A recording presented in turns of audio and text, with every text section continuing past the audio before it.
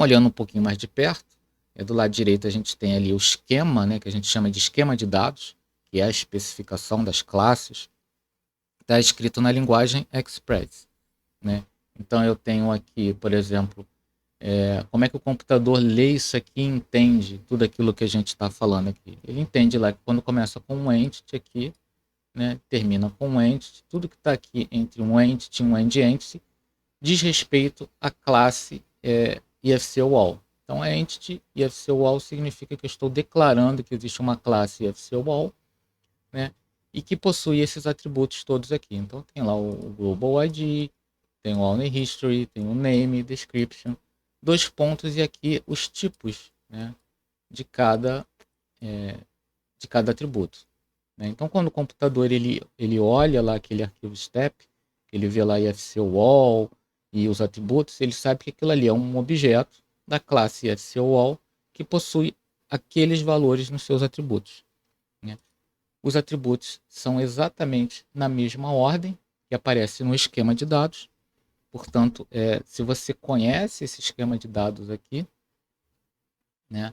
Você conhece esse esquema de dados aqui, você olhando um arquivo step, você sabe o que significa cada informação nessa aqui, qual atributo ele pertence.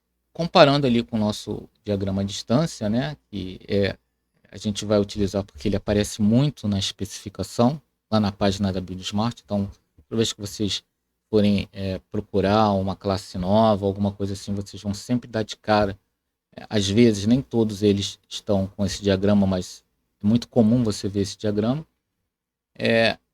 Então, quando você olha ali, você está vendo a especificação. É como se você estivesse vendo o esquema, só que em vez de estar escrito na linguagem Express, está escrito num diagrama que facilita o nosso entendimento. Então, vai estar aqui o nome da classe, né?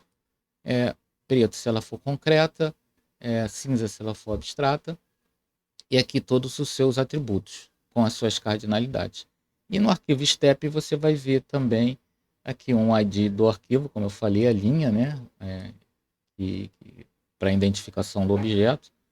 Aqui qual é a classe do objeto, sendo que aqui essa linha representa um objeto.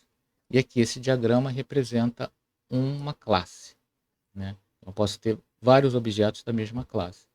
E aqui os atributos correspondentes, né, também na ordem que aparece no diagrama.